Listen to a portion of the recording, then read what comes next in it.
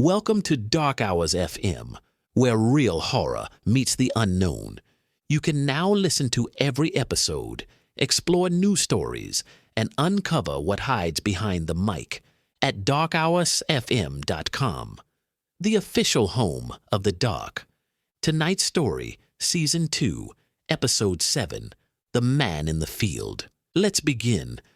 They say you never really know what happens out in the middle of nowhere, especially in the places that don't show up on maps anymore.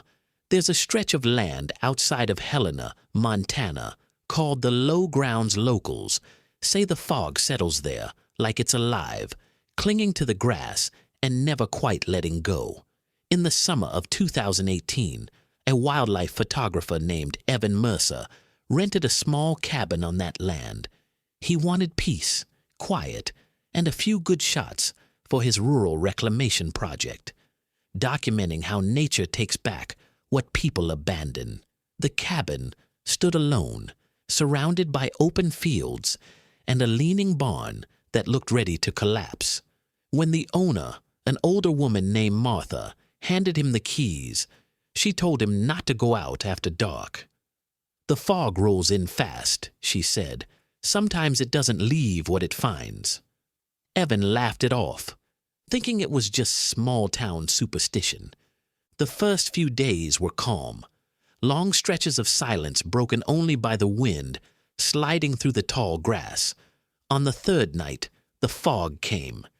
It drifted in just after sunset, thick and pale, swallowing the horizon.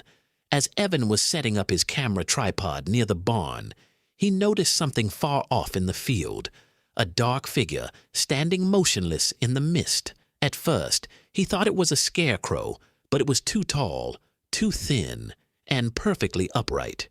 He zoomed in through his lens. The shape was human, or close enough.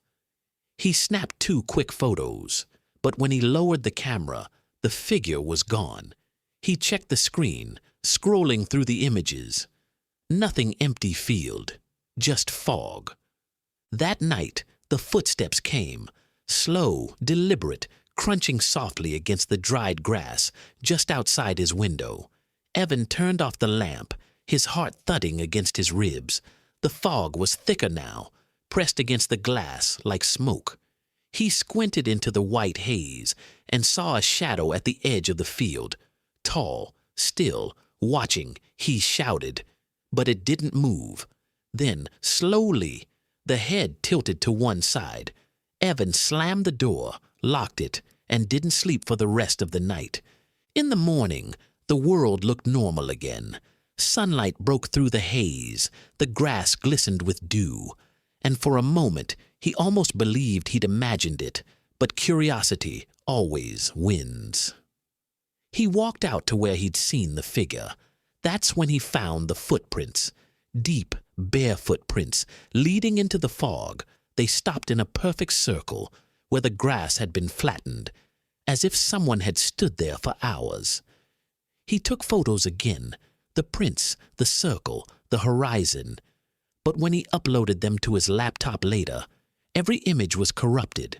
Instead of file names, each one read "Man in the Field," 1.jpg, even the ones he hadn't taken. 2 weeks later, Martha stopped by to check on him. The door was open. Coffee was cooling on the stove. His camera bag was sitting by the chair, but Evan was gone. On the kitchen table was a single piece of paper with shaky handwriting that said, "He's closer when I'm not looking." The police searched the area for days. No signs of struggle, no blood, no body.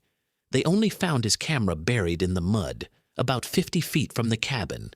The last photo it held showed the field, the fog thicker than ever, and a figure standing just a few feet from the lens. No face, no features, only a faint hand reaching forward. No one has lived in that cabin since. Some say the fog there never truly lifts anymore. Locals claim that when it drifts down into the low grounds, you can still see him. The man standing perfectly still in the distance, head tilted, watching. They say if you take a picture, Your camera freezes or the file corrupts before you can see what's there.